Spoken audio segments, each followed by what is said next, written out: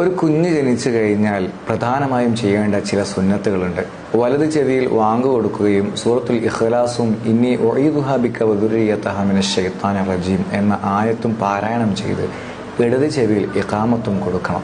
രണ്ടാമതായിട്ട് ഈത്തപ്പഴം മൃദുലമാക്കി അതിൻ്റെ നീരോ തേനോ തീ തൊടാത്തതായിട്ടുള്ള എന്തെങ്കിലും മധുരമോ വായിൽ വെച്ചു കൊടുക്കുക. കുട്ടി ജനിച്ച് 7ന്റെ അന്ന് അഖീഖ അറുക്കുകയും പേരിടുകയും മുടി കളയുകയും വേണം. ഒരു ബലിമൃഗത്തെ അറുത്ത് അതിൻ്റെ മാംസം കുടുംബങ്ങളിലേക്കും അയൽവാസികളിലേക്കും പാവപ്പെട്ടവരിലേക്കും ധർമ്മം ചെയ്യുക. ഇതാണ് അഖീഖ എന്ന് പറയുന്നത്. മുടി കളയുമ്പോൾ ആ കളഞ്ഞ മുടിയുടെ തൂക്കത്തിനനുസരിച്ചുള്ള സ്വർണമോ വെള്ളിയോ പാവപ്പെട്ടവർക്ക് സ്വതക്ക നൽകണം.